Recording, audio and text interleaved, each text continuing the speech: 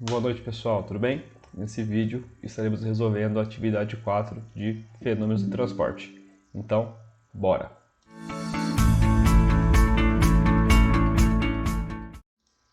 Fala, gente, tudo bem? Professor Maicon aqui, trazendo para nós resolvermos aqui a última atividade, então, para fechar este módulo, tá? Pode ficar tranquilo que essa atividade é bem mais tranquila do que a de mecânica, nem se compara, a de mecânica é bem confusa mesmo. A de FETRANS aqui tá bem sossegado em relação à de mecânica. Então já vem com o coração aberto aí, vamos matar esse bicho aqui. Então vamos já aqui, só se atentem aí, tá, para a sequência das questões, tá bom? Vamos para o nosso primeiro exercício, primeira questão. Você pode ler depois aqui em cima se quiser, né? Mas aqui é contextualizando, já vou vir para cá direto, que é onde está o problema para resolver. Então, basicamente, a gente vai ter que calcular aqui, ó, a perda de carga, tá? Nessa figura aqui. E utilizando aqui, então, a teoria equivalente, a teoria do comprimento equivalente, tá? Então, vamos lá. Primeira coisa aqui, ele pede pra gente, então, considerar um conduto com diâmetro de 5 centímetros, né? 5 centímetros é a mesma coisa que 0,05 metros, então tá aqui embaixo. E o comprimento entre as seções 1 e 5 igual a 50, né? Então, não marquei aqui, ó, mas isso daqui a gente chama de L real, né? Ou comprimento real. Então, é de 50 metros, tá? Então, já marcamos aqui também. Então, já marcamos o diâmetro e já marcamos aqui o comprimento real. O fator de atrito, né, que é o F, é igual a 0,025. Então, tá aqui, ó, o nosso F. A velocidade média de escoamento é igual a 2 metros por segundo. Já deixamos aqui também. E a aceleração da gravidade igual a 9,81. Já está aqui também. Aí, considere que o comprimento equivalente da válvula de gaveta, né? Então essa aqui é a válvula de gaveta, tá? Inserida no ponto 2 seja igual a 0,335 metros. Então o que eu fiz? Criei uma tabela aqui, ó. Deixa eu tirar um pouquinho o zoom agora. Então aqui, ó, criei uma tabela onde escrevi válvula de gaveta, que me diz pra gente aqui, né? 0,335. Então tá aqui. O comprimento equivalente do cotovelo, no ponto 3, esse cara aqui, igual a 3 metros. Então tá aqui, ó, cotovelo, 3 metros. E o da válvula globo, que é essa última aqui, né, é igual a 17,61. Então tá aqui. Aí pede para assinalar a alternativa que contém o valor calculado para a perda de carga total. A fórmula para a gente vai utilizar, gente, é essa daqui, ó. Deixa eu ver aqui, ó. Então a fórmula que a gente vai usar é essa fórmula aqui, ó. Tá? Essa daqui.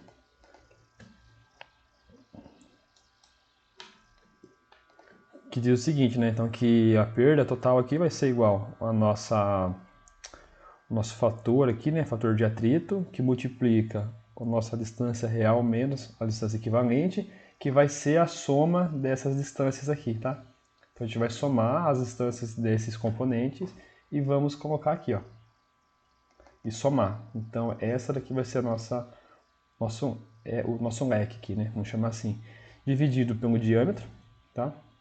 Diâmetro hidráulico, que é esse D aqui. Que multiplica a velocidade ao quadrado e divide por 2 vezes a gravidade. Aí aqui, pessoal, é só substituir, a gente já tem todas essas informações, tá? Então a gente vai usar aqui o F, 0,025. O L real, 50 metros. O equivalente, 20,945, né, que está aqui. Velocidade é 2 metros por segundo, né? Isso aqui é ao quadrado. Divide por 2 vezes 0,981, né? 2 vezes 9,81, que é a gravidade. Fazendo aqui, então, essa operação... Eita, fiquei louco, deixa eu tomar água.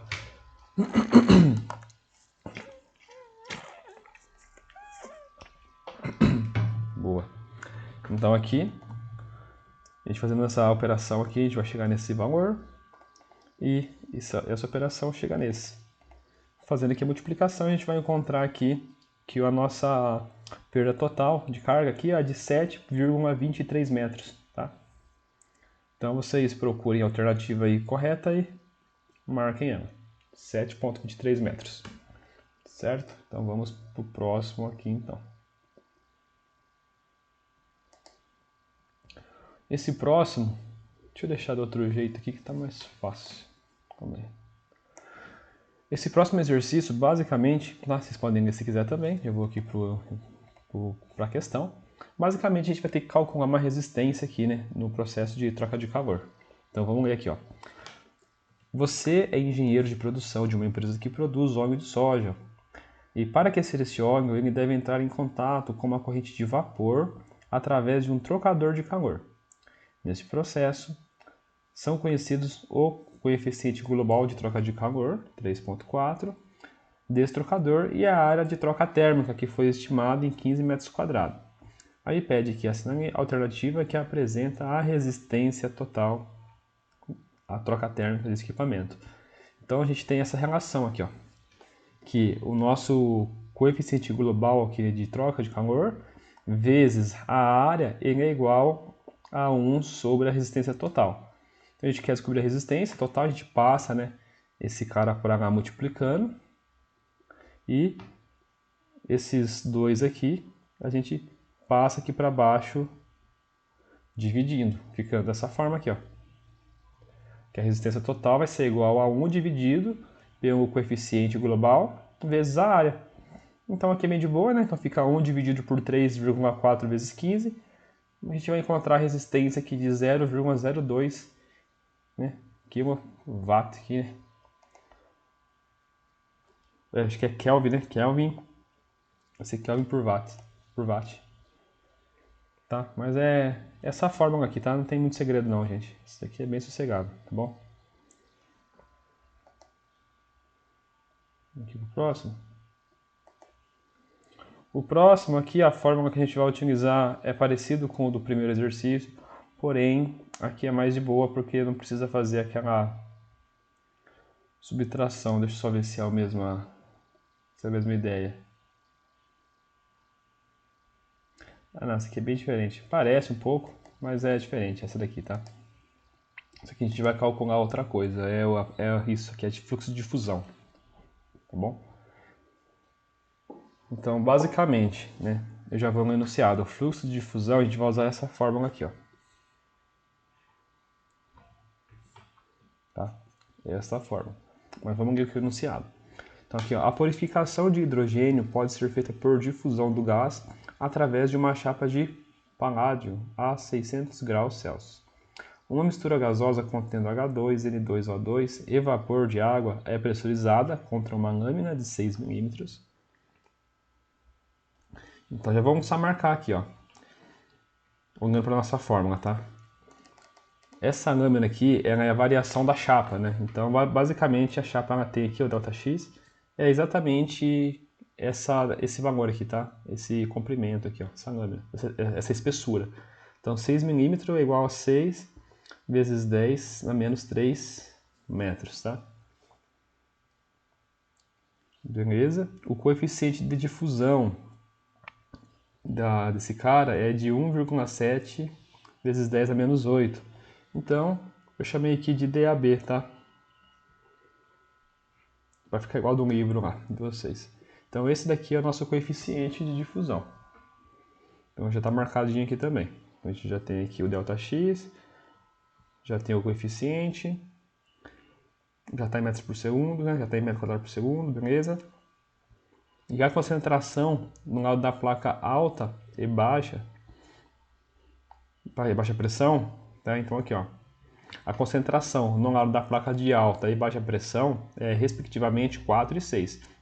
Então a baixa pressão é 4, desculpa, a alta pressão é 4 e a baixa pressão é de 0,6.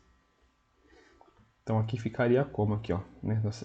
Esse aqui seria o nosso ΔCA aqui, que é a concentração. Nosso ΔCA vai ser o 0,6 menos o 4. certo? A difusão acontece em estado estacionário. Então aqui a H2 é purificado por difundir-se mais rapidamente que os demais gases, atingindo a outra face da lâmina que está mantida sob pressão atmosférica. A cenário alternativo que contém o fluxo de difusão do H2 em kg/metro quadrado vezes segundo. Então, cara, é só a gente jogar na fórmula aqui, ó. Ficando da seguinte forma, né? Então, o nosso DAB a gente vem aqui e joga para cá. Ficaria dessa forma, né? Menos 1,7 vezes 10 a menos 8. O nosso ΔCA aqui, ó, que é a concentração, fica 0,6 menos 4. E dividido pelo ΔX, né? Que é a espessura da chapa, que é 6 vezes 10 a menos 3 metros, que está aqui. Agora é só resolver. Resolvendo aqui, essa parte aqui, né? A gente vai chegar nesse valor. Aí aqui fica negativo com negativo, né? Vai dar positivo. E fazendo essa multiplicação, a gente vai encontrar 9,63 vezes 10 a menos 6 kg por metro quadrado vezes segundo. Tá? Então, esse seria o fluxo de difusão. Maravilha? Bem de boa também. Vamos para o próximo aqui, ó. Esses aqui costumam ser mais chato de fazer do que o que é cálculo, né? Porque cálculo é exato, né? Isso aqui já uma palavrinha diferente que tem ali nas afirmações já invalida a questão. Mas isso daqui o pai pesquisou bastante, leu bastante no livro, para não ter problema de novo, tá? Mas é sempre bom esperar todo mundo fazer para ver se todo mundo concorda, né? Porque às vezes o pessoal me manda, né? Ah, mas aquela informação é verdadeira ou falsa, né? Então a gente verifica bastante. Tá? Então isso daqui já adianto para vocês que eu verifiquei bastante, mas vocês podem também aí fazer a verificação, né? Para confrontar o que eu trouxe aqui, beleza? E trouxe também aqui para vocês aqui algumas referências do livro, tá bom? Para a gente analisar junto aqui e entender o porquê que eu marquei verdadeiro ou falso, tá? Então, vamos lá. Ó. O conceito de camada limite é de extrema importância no escoamento dos fluidos, se incluído no âmbito da engenharia, fornecendo explicações físicas para o comportamento de escoamentos de fluidos como ar ou água. Certo. Aí, considerando um escoamento laminar de um fluido sobre uma placa plana, julgue as afirmativas a seguir. A primeira afirmação que tem aqui, ó. A espessura da camada limite é decrescente ao longo da placa plana. Então, a espessura da camada limite é decrescente ao longo da placa plana. Isso é falso, por quê? Vamos pegar aqui, ó. Até trouxe dar um zoom para vocês. Então, isso daqui seria a nossa camada limite.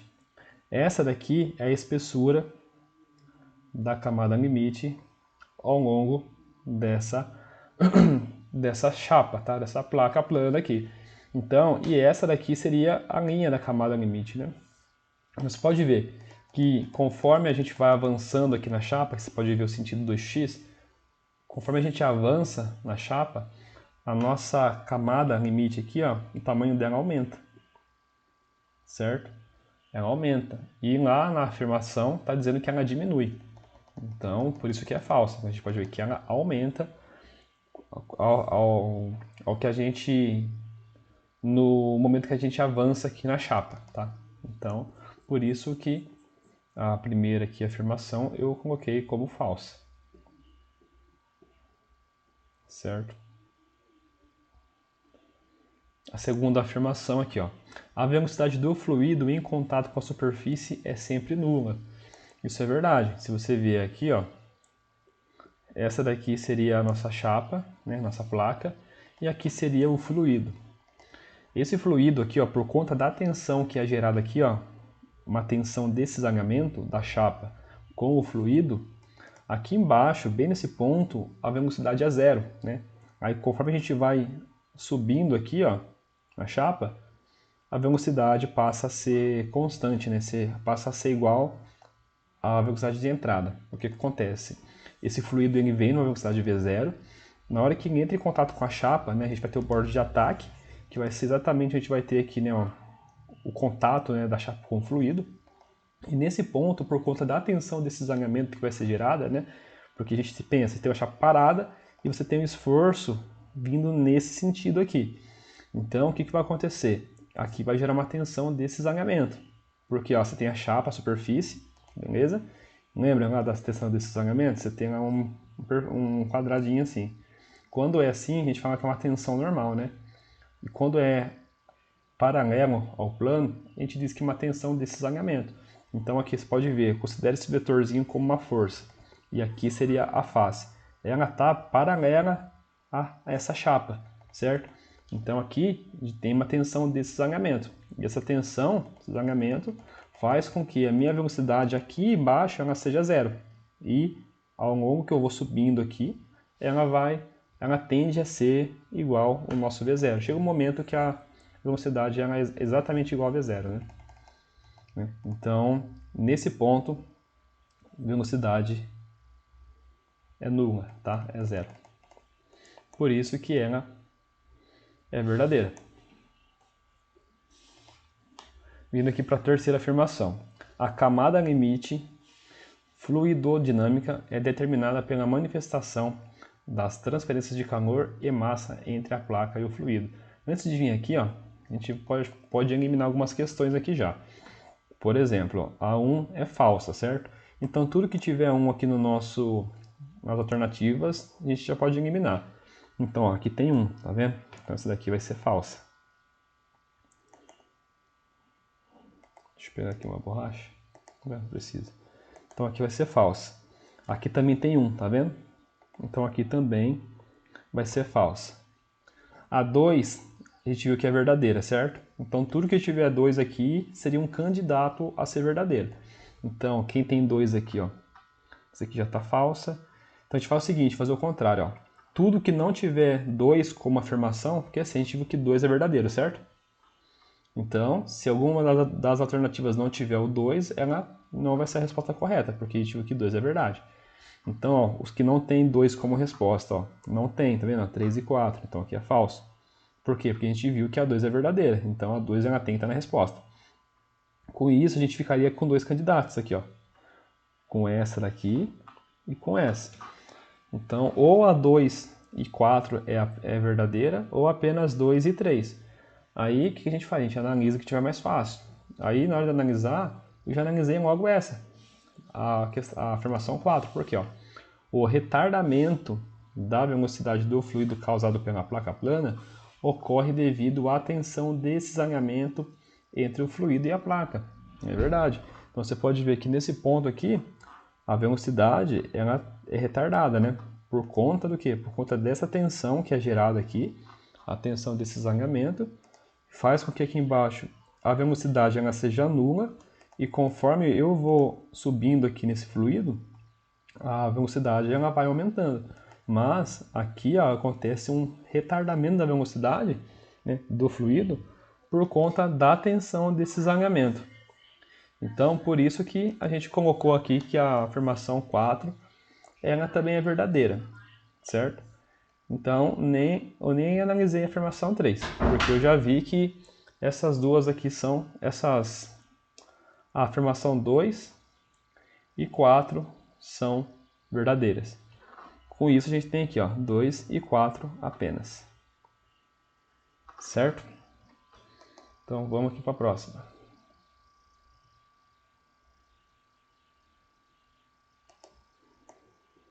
Vindo aqui para a última questão. Deixa eu aparecer certinho para vocês aí. Beleza. A última questão é tranquilo, porque vai ser basicamente igual aquele outro exercício que a gente calculou o fluxo de difusão. Porém, agora a gente vai calcular para dois materiais, que nem para duas luvas, basicamente. Certo? Então, deixa eu pegar aqui, ó. Então vocês podem ler aqui, tá? Bastante calma, mas eu vou vir aqui para essa parte já. você tem duas opções, né? Então está aqui, ó. Considere que você, como engenheiro de produção, está escolhendo a melhor uva para que os funcionários de uma fábrica utilizem durante a manipulação de diclorometano. Você tem duas opções: uvas de borracha, que eu chamei uva BU, e uvas de borracha butílica, BU, e uvas de borracha nitrílicas, que eu chamei de, cadê? NI, aqui, ó, uva NI. A de borracha, né, butílica, né, a BU, a gente tem aqui a espessura, né, da camada de 0,4 centímetros, tá? Que eu posso chamar também aqui, né, a gente chama de X, né, o delta X lá. Ou pode ser também aqui, posso chamar de 4 vezes 10 a menos 4 metros. E o uso de borracha estatal, a NI, a gente tem um delta X aqui, ó, para NI, de 10 milímetros, ou 0,10 vezes 10 a menos 3 metros. Tá? Aí a sinagem alternativa que apresenta o fluxo de diclorometano através das luvas de borracha BU e NI, respectivamente. Aí dados. Coeficiente de difusão em borracha BU. Tá aqui. Esse coeficiente. E na NI é 2,31 vezes 10 a menos 10. Tá aqui. Aí as concentrações superficiais lá, tá? Que é o delta CA lá. Tá aqui. Certo?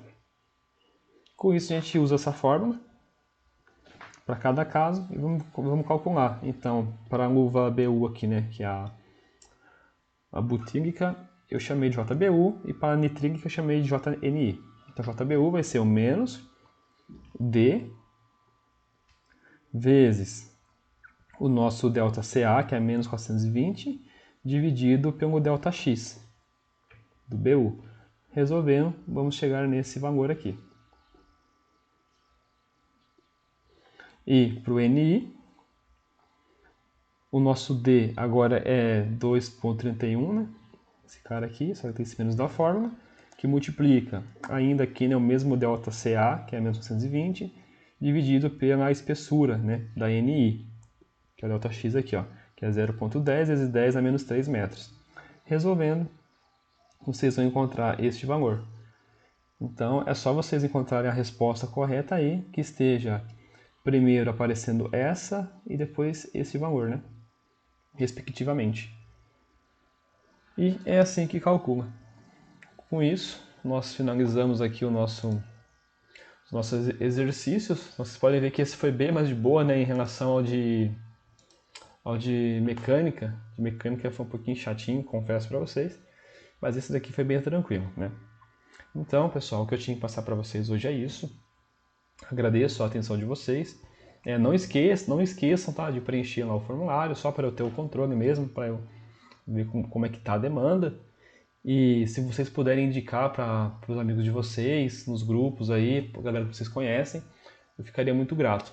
Eu vou gravar um vídeo depois explicando certinho como que vai funcionar, tudo mais, tá? Eu preciso dos dados, por quê? Porque eu vou... para a questão lá do nosso da plataforma, né? Só para eu ver como que vai ser, se eu vou liberar o acesso para vocês já com e-mail ou se eu peço para vocês entrarem lá, mas eu acho que eu vou fazer o seguinte mesmo. Eu vou criar o curso lá, né, igual fiz, aí vocês entram lá e faz a compra lá normal, tá? Mas a gente vai se falando, preciso ver primeiro como vai estar a demanda aí das matérias para a gente fazer esse esquema aí. Estou aberto também a sugestões, tá? Que vocês quiserem passar de melhoria, de coisas que a gente puder fazer diferente, tá? Estou aberto. Mas é isso, a gente vai se falando lá no grupo e vou ficando por aqui. Então fique com Deus aí e até o próximo módulo, que já é semana que vem, né? Então, falou pessoal, até mais.